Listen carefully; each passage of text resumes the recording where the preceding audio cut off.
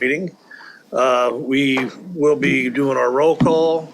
Before we get started, I want to let everybody know that our speaker that we have for the CIP, item number 3, is not here yet.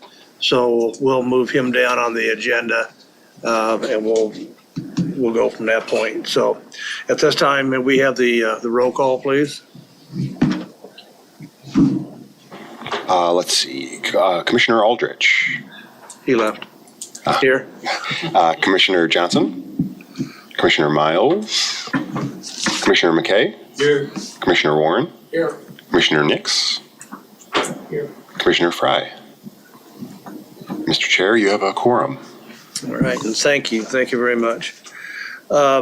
Next agenda item, the summary approval of the minutes for May 8th, 2025. Do we have a motion to accept? So moved. And we have a second. All in favor signify by saying aye. Opposed, same sign. Next one, we have the May 22nd for the special meeting. We did not have a quorum. There were no minutes taken, so I'm going to refer to. There was a meeting summary that was taken. You're correct. We did not have a quorum. However, you can still, I believe, to my knowledge, vote to approve. Quick response to Deputy County Councilor. Yeah, under Robert's rules, even if you weren't present, you can still review the notes, have the opportunity to review any recordings of it. You can still vote on the matter to approve even if you weren't present. Okay, thank you. Hearing that, do we have a motion to approve? Do we have a second? Second. All in favor signify by saying aye. Aye. Opposed, same sign. Motion passed. Again, we are going to skip to agenda item 4, the College Hill Neighborhood Plan.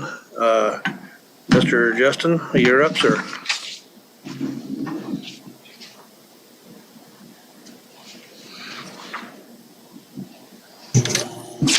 All right, we're going to go ahead and skip through this chunk of the presentation that's on the screen, if at all possible, type in and go on to the next agenda item, which is the College Hill Neighborhood Plan.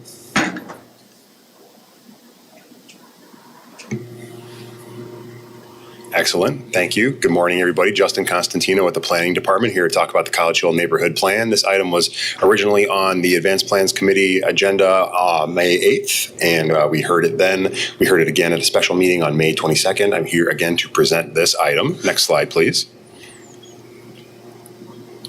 And next slide. Just a quick disclaimer before I get started. The plan itself does not allocate any funding or identify any funding strategies in the plan. I will go through the strategies and actions in the plan, but no funding has been allocated for those items. Next slide, please. Discussion today, I'll discuss the recommended action, what your role will be.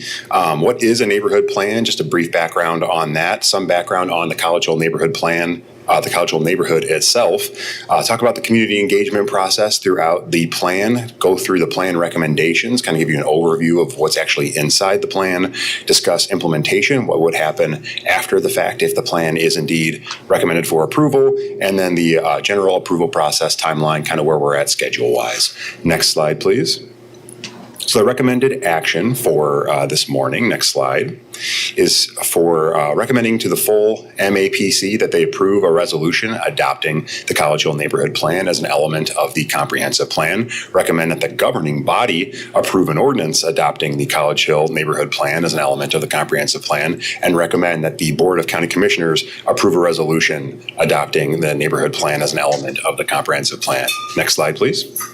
Justin, I'm going to interrupt you just for a brief second. Sure. Let the record show that Commissioner Miles has just attended.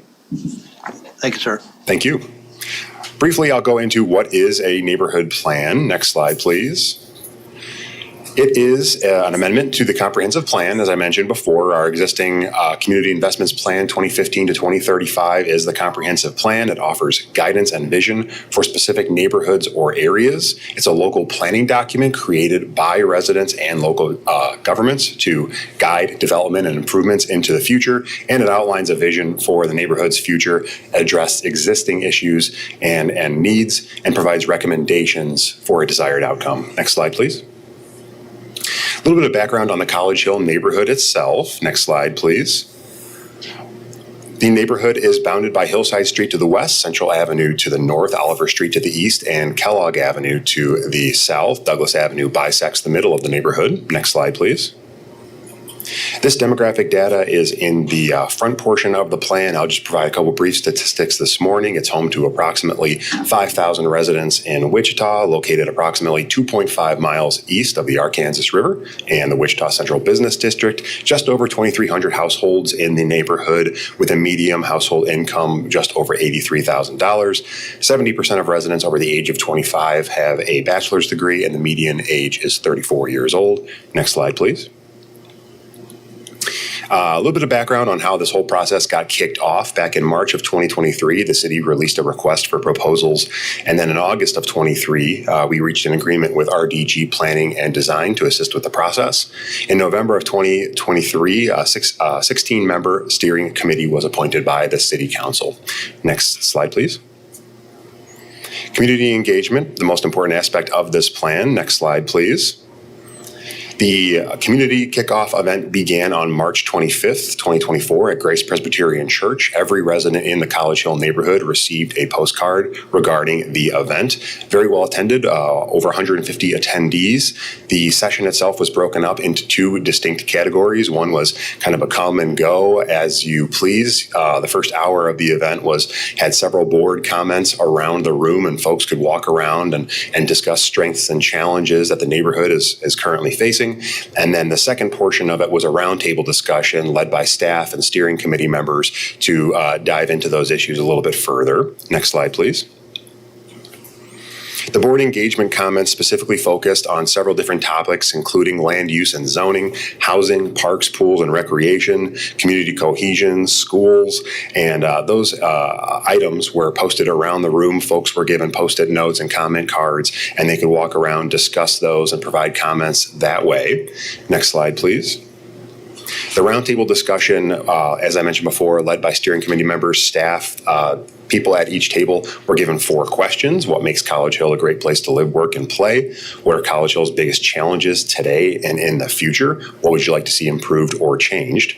Number 3 is, what is the big idea for College Hill? What do you have as your big idea? And what are the top 3 or 4 priorities to address in the neighborhood? Next slide, please. For those that were unable to attend the public open house or wanted to provide additional feedback, we released an online public survey on April 19th, 2024. That was open for several months until June 3rd. The survey received over right around 531 total responses, so a lot of good feedback there. In addition to the survey, which I will go into briefly, we also launched a social pinpoint map, so you can kind of see that map on the screen there with those blue light bulbs around there. Folks had the ability to highlight specific areas in the neighborhood about certain concerns or things that they liked, so we got feedback that way as well. Next slide, please. The online public survey itself basically rated certain statements on a scale of 1 to 5, 1 being you strongly disagree with that statement, 5 you strongly agree with it. There are several questions on there, and then we basically ranked those based on numerical value there. But an example would be, as a pedestrian, I feel safe crossing major streets. 1, I disagree with that. 5, I strongly agree with that. Lighting for streets and sidewalks. Infrastructure, there was a lot of infrastructure questions on there as well. So a lot of good info from that public survey. Next slide, please. One of the questions that was asked was about an overlay. When this project initially kicked off, the request for proposals was a kind of a 2-step process. The agreement specified that the consultant would assist with the development of a neighborhood plan and an overlay. So again, 1 step and 2nd step. Today, I will just be discussing the neighborhood plan, although down the line, we will be discussing the overlay portion a little bit further. The item on the left that you can see there, one of the questions was, what best represents your opinion on a potential overlay district for the College Hill neighborhood? There's 3 different options. The first one was, I would like to preserve the existing character of the neighborhood to the greatest extent possible, and I'm for an overlay. The second one was, I'd like to see a balance of preservation and new development in College Hill. I support an overlay with moderation. And then the third option was, I do not support an overlay at all. The response was that 90% of those folks that took the survey wanted some form of an overlay in the neighborhood. That image just to the right shows the split between Douglas Avenue, north and south, regarding wants and concerns. Just a really interesting kind of breakdown about the concerns of residents based on where you live. Next slide, please. In addition to the public survey, the public open house, we did have a community engagement process with specific focus groups. We wanted to get feedback from local business owners, churches, and nonprofits and schools. We held that event on June 6th of 2024 and got a lot of good feedback there. Next slide, please. Throughout this whole process, the steering committee had been meeting from the get-go. We've held 16 steering committee meetings throughout the process. So those folks have put in a lot of time and effort on this plan. The role of the steering committee member, very important. They assist in the development of the plan goals, strategies, and actions. They help develop a criteria for setting priorities, and they review and provide input on the implementation strategies and the goals and actions within this plan. They assist with public events, so they were very very well attended for all of our public events, which was fantastic. And perhaps most importantly is they act as a conduit or a representative in the neighborhood between staff and what is going on in the neighborhood. So they provided a lot of really unique local insight into the plan. Next slide, please. After we had drafted a draft plan and we had our steering committee meetings and received the public feedback, we presented that draft plan on April 15th at Grace Presbyterian Church. Same format in terms of outreach. We sent out 3,000 postcards, had a lot of good attendance the second meeting as well. We reviewed the draft College Hill neighborhood plan. That's the document you have before you today. And then we also kicked off the overlay process. So we wanted to get some good feedback regarding the potential overlay process going forward. So it's kind of a twofer as far as that meeting was concerned. Next slide, please. We did release a follow-up online public survey, a much shorter survey this go around, but we wanted to get as much feedback as we could on the draft plan. The survey was open for 2 weeks, and we got about 8 total responses, which is a far cry from the amount of responses that we had the first go around. Next slide, please. Plan recommendations. Next slide. So there's 5 chapters that I will discuss. I basically already discussed the first 3 chapters in terms of kind of how this plan came about, demographics of the neighborhood, and the engagement process. So on the next couple slides, I'll discuss the plan recommendations and then kind of what happens after the fact if the plan is approved. Next slide, please. So the 6 goals are highlighted in the plan. They include housing, mobility, land use and design, neighborhood character, parks and public space, and community cohesion. I will provide some examples shortly on each of those topics. Next slide, please. What you see on the screen here is the first discussion point, which is housing. The way that the plan is set up is that there are strategies and actions, and each strategy is broken down, or each action, I should say, is broken down with a brief description, and then a lead department is assigned to assist with that action. Prior to releasing this draft plan, planning staff did reach out to the directors or a representative from each different department to make sure that they were comfortable with the actions that were proposed in the plan. So we wanted to make sure that we got good feedback on that. An example for housing, the goal itself is to preserve and maintain College Hill's diverse housing types and historic aesthetic. So an example for that would be to organize an incentive or a rebate program relevant to home maintenance in the city's Housing and Community Services website. The lead on that would be the Wichita Housing and Community Services Department. And then support, there's typically a support department identified with each one. In that particular case, the Wichita Office of Community Services would also be acting in a support role. But that's just an example action that came out of the housing goal strategy. Next slide, please. Mobility, providing safe, connected, accessible, and enjoyable walking and bicycling and transit options throughout the neighborhood. Improving safety was a big concern for the steering committee and in this plan.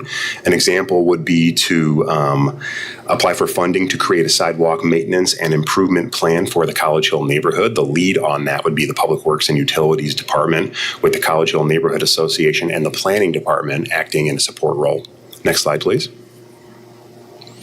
Part of the mobility plan was 3-lane conversion scenarios for Douglas Avenue. This came out of the Douglas Design Streetscape Plan, which was a plan that already exists today. Basically, what you're looking at on the screen here is Douglas Avenue from Hillside to Rutan. There is currently 5 lanes of traffic on that particular street with 2 parking lanes going on each side. The proposed change would be to reduce that to 3 lanes, 1 lane going in each direction with a turn lane in the center and bicycle lanes on each side. Next slide, please. This slide depicts Rutan to Oliver, a bit narrower street. You have 4 lanes currently in place, and then the plan would call for reducing that to 3 lanes with a turn lane in the center, cars going in both directions with bicycle lanes on each side. Next slide, please. Land use design and development. ensuring that new commercial, residential, and mixed-use development utilizes the appropriate form, ensuring sensitive, lasting, and pedestrian-oriented development in the neighborhood. An example would be to encourage the preservation and rehabilitation of structures that contribute positively to the area's historic character. That would fall under the lead of the planning department, with the neighborhood association assisting with support on that item. Next slide, please. What you see here is the land use design and development section. On the left is our existing land use map. Those are the land uses that are existing currently in the Unified Zoning Code. The future land uses proposed in the plan are on the right.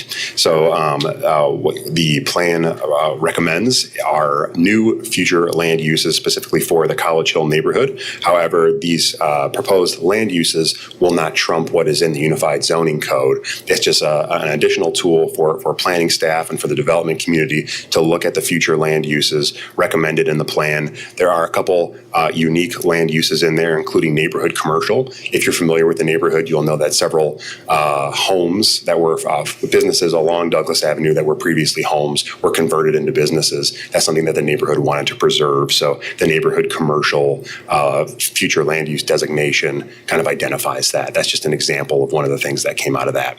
Next slide, please. Neighborhood character, supporting College Hill's identity as a historic, vibrant, hip, eclectic neighborhood.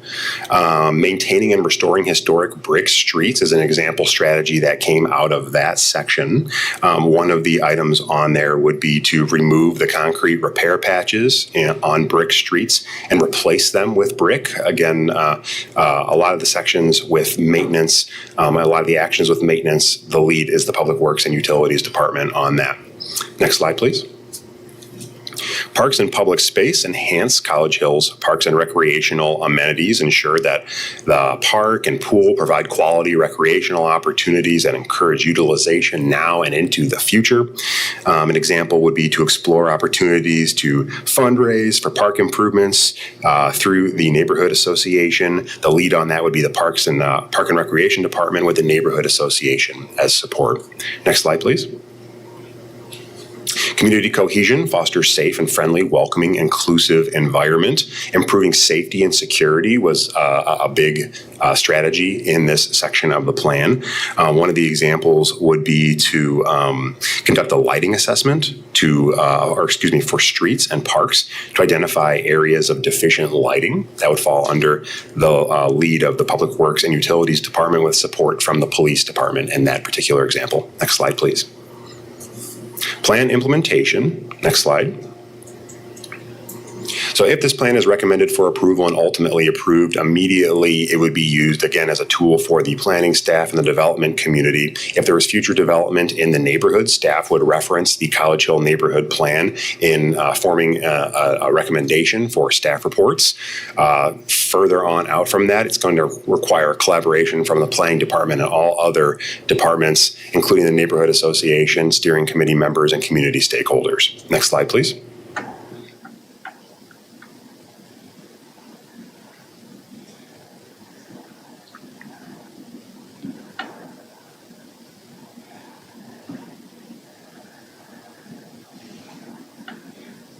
I think it might be stuck, Mohammed, if you're back there.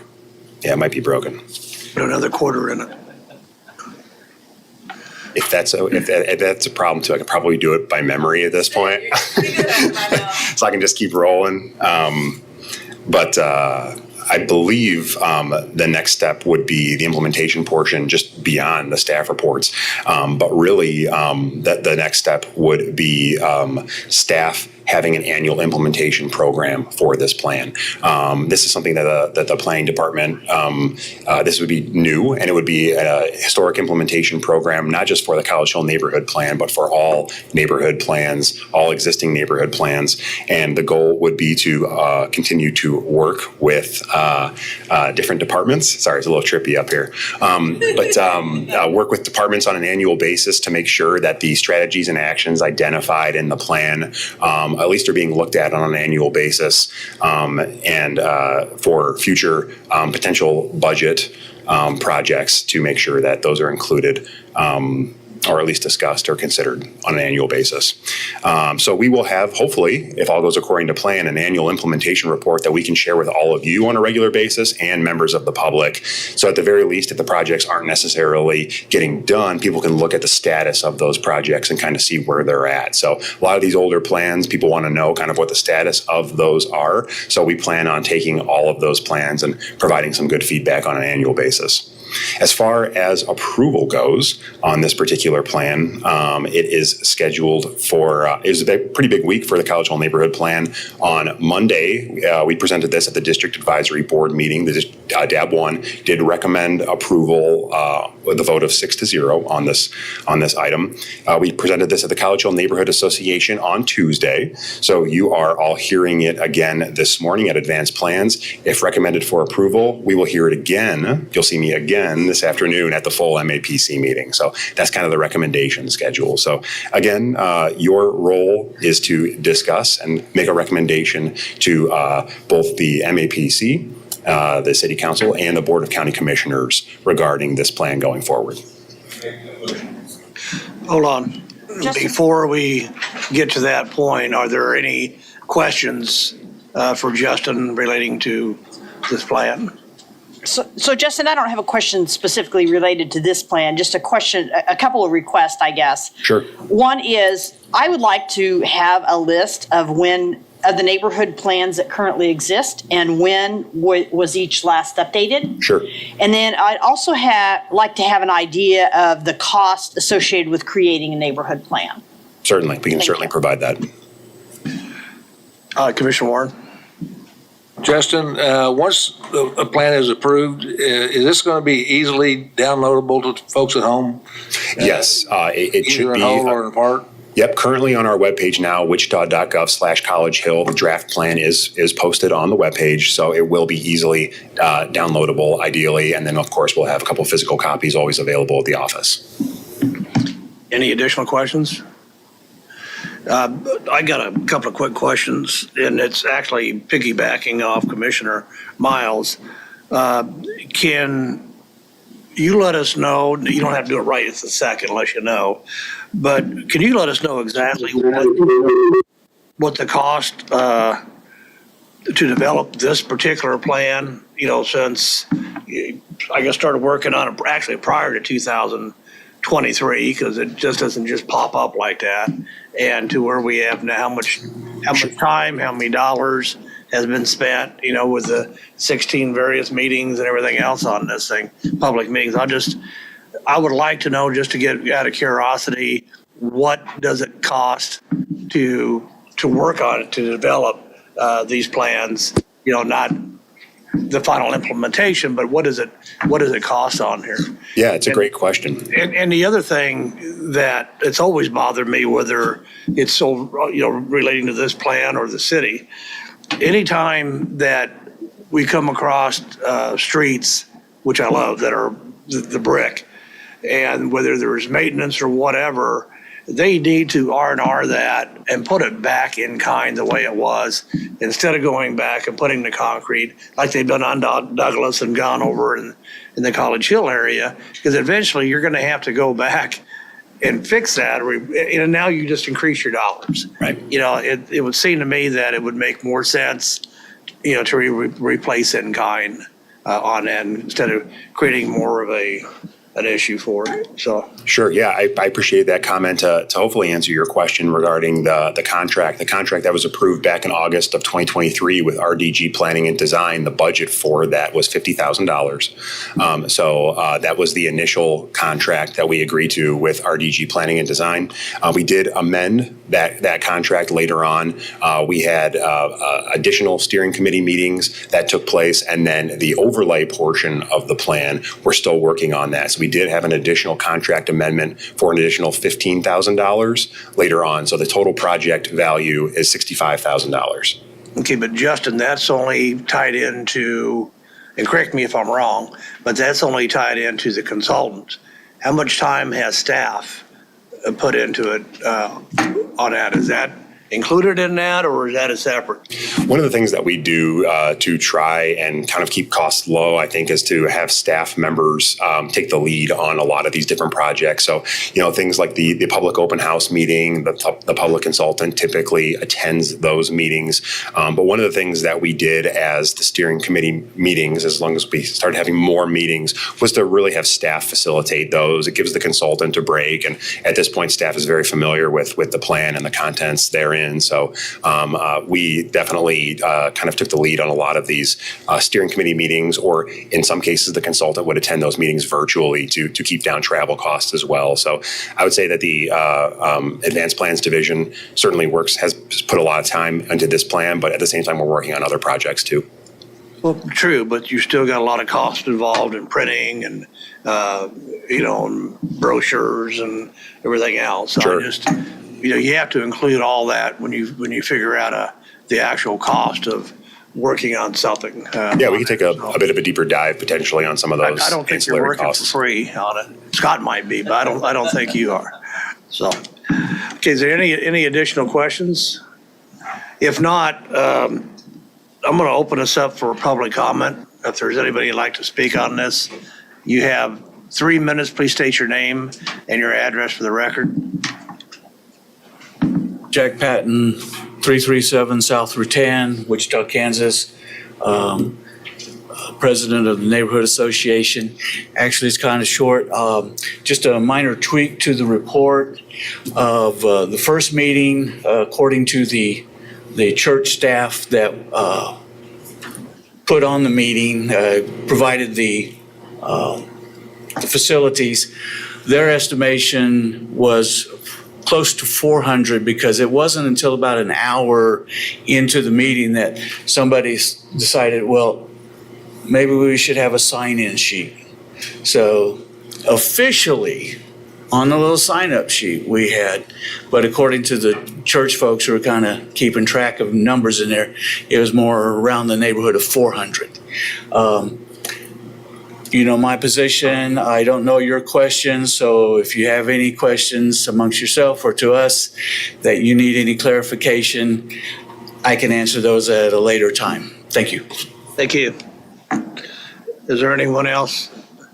Yes, ma'am. Please state your name and address. And you have 3 minutes. Yes, sir. Trish Heilman, 139 South Fountain. I'm the Vice President of the Collegeville Neighborhood Association, and also the President of WIN, Wichita Independent Neighborhoods, and was also a steering committee member. And so one of the things, 16 members of the steering committee work for free. So that's sort of a nice thing. To the costs comment, I totally understand your cost comment, but that was, that was a huge commitment of time. And one of the things that you as a city did was trained up all of us steering committee members in the plans. And as a Wichita Independent Neighborhoods board member, we've also leveraged that knowledge because we've dug up some of the other city plans that the city has done for 20 some years. And we actually went through those at a meeting, and we're working with neighborhoods who want to do something like this, but we're not going to fund everybody to $50,000, $65,000. How do we leverage our knowledge on this to go farther in our city and do more, update other plans, help with other neighborhoods, get the engagement so that everybody can have this opportunity, because you guys have invested, and we want to just help totally spread your investment, because it's so important for neighbors to feel engaged, to feel like they've got say in what happens in their environment, and to have that ownership. That's huge in creating that neighborly feeling. That one of the reasons people love College Hills, because we all have got each other's back, and you feel that when you walk the neighborhood, when you're out talking with people, you feel that, and we can grow that in other neighborhoods and make every neighborhood in Wichita an amazing place to live when we all contribute together and leverage our knowledge and learning. And I just